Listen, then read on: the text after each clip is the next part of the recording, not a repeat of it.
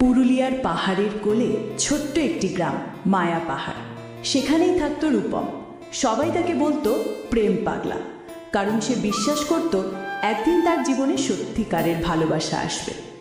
একদিন বাজার থেকে ফিরতে ফিরতে তাল গাছের ছায়ায় দাঁড়ানো এক মেয়েকে দেখে রূপম থেমে গেল। নীল পোশাক, লম্বা চুল, শান্ত চোখ। মেয়েটি হাসি দিয়ে বলল, আপনি কি এখানকার লোক? সেই এক মুহূর্তে রূপমের শান্ত পৃথিবী বদলে গেল। মেয়েটির নাম মেহেরুনিসা। গ্রামে এসেছে তার মামা বাড়িতে। ধীরে ধীরে দুজনের আলাপ বাড়তে লাগলো। বিকেলবেলা তারা গ্রামের পাথুরে রাস্তা ধরে হাঁটত, গল্প করত নদী, পাহাড়, গান আর স্বপ্ন নিয়ে। মেহেরুনিসা একদিন বলল, রূপম, জানো তুমি খুব ভালো মানুষ।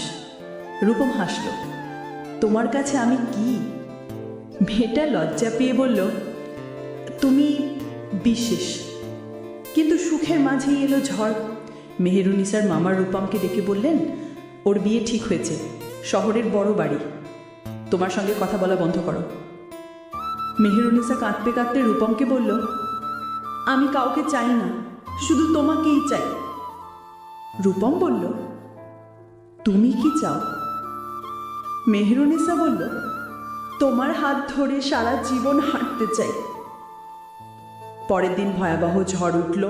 বাড়িতে বন্দি মেহেরুনিসা হঠাৎ দরজা খুলে দৌড়ে রূপমের কাছে এলো।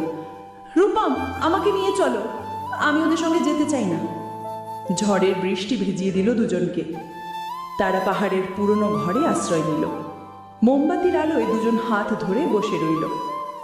রূপম বলল, যদি তোমার পরিবার না মেনে নেয়? মেহেরুনিসা বলল, তাহলে আমি তোমার পরিবার। পরের দিন সকাল, গ্রামের লোকেরা এসে দুজনকে খুঁজে পেল। মামা চিৎকার করলেন, মেহেরুনিসা, তুমি আমাদের মান নষ্ট করলে। মেয়েটা দৃঢ় গলায় বলল, মান ভালোবাসায় থাকে, আমি রূপমকে ভালোবাসি। রূপম বলল, আপনারা চাইলে আমাকে শাস্তি দিন, কিন্তু মেহেরুনিসাকে কাঁদাবেন না। গ্রামের লোকেরা বলল, রূপম খারাপ ছেলে নয়, ও মেয়েটাকে সুখে রাখবে। শেষমেশ মামা সম্মতি দিলেন। মেহেরুনিসা দৌড়ে রূপমকে জড়িয়ে ধরল। 6 মাস পরে দুজনের বিয়ে হলো। গ্রাম জুড়ে আনন্দ। এখন আর কেউ রূপমকে প্রেম পাগলা বলে না।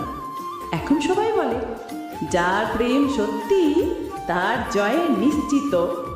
মেহেরুনিসার হাত ধরে রূপম বলল, তুমি না থাকলে আমি শুধু পাগলই হয়ে থাকতাম। মেহেরুনিসা হেসে বলল, তুমি তো আমার প্রেম পাগলা।